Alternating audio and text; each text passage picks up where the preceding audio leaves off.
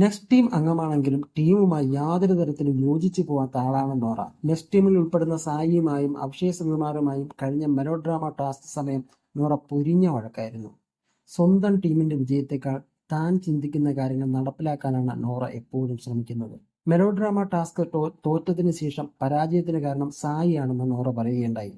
അവസാന ഗെയിമായ കരകാട്ടൻ ടാസ്കിൽ ആദ്യ മത്സരം റദ്ദു ചെയ്തിരുന്നു. ആ മത്സരത്തിൽ സായിയുടെ മികവിൽ നോറ ഉൾപ്പെടുന്ന നെക്സ്റ്റ് ടീം വിജയിച്ചിരുന്നു. പക്ഷെ നോറയ്ക്ക് സ്വന്തം ടീം വിജയിച്ചതിനേക്കാൾ വലുത് ക്യാപ്റ്റൻ ജിൻഡോ തെറ്റായ രീതിയിൽ ഗെയിം നടത്തി എന്നതിലായിരുന്നു. ആ ഗെയിം റദ്ദു ചെയ്തപ്പോൾ കൈയടിച്ച ആളാണ് നോറ. സ്വന്തം ടീം തോറ്റാലും കുഴപ്പമില്ല, സ്വന്തം അഭിപ്രായം വിജയിച്ചാൽ മതി എന്നാണ് നോറയ്ക്ക്. അതുപോലെ സിബിൻ ഉന്നയിക്കുന്ന ഒരു ആരോപണത്തിലും കഴമ്പുണ്ട്. നോറയും ജാസ്മിനും തമ്മിൽ ഒരു അന്തർധാര സജീവമാണ്. ഇരുവർക്കുമിടയിൽ സന്ദേശങ്ങൾ കൈമാറുന്ന ഒരു ഹംസത്തെ പോലെ റസ്മിനും പ്രവർത്തിക്കുന്നുണ്ട്. ബിഗ് ബോസിനെ വരെ പറ്റിക്കാൻ ശ്രമിച്ചയാളാണ് നോറ.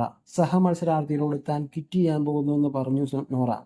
ക്യാമറയിൽ നോക്കി വീട്ടിൽ പോകണമെന്ന് കരഞ്ഞു മെഴുകി. ഒടുവിൽ ബിഗ് ബോസ് കൺഫെഷൻ റൂമിൽ വിളിപ്പിച്ചപ്പോൾ വീട്ടിൽ പോകുന്ന കാര്യം പുള്ളിക്കാരി മിണ്ടിയില്ല. പകരം താൻ ഒരു സ്ട്രോങ് പ്ലെയറാണോ എന്നറിയാനുള്ള ശ്രമമാണ് നോറ നടത്തിയത്. അനാവശ്യ കാര്യങ്ങൾ വരെ കണ്ടന്റ് ആക്കുന്ന വ്യക്തിയാണ് ഇപ്പോൾ നോറ. താൻ ഒന്നാം തരം കളിക്കാരിയാണെന്ന് നോറ തെളിയിച്ചുകൊണ്ടിരിക്കുകയാണ്.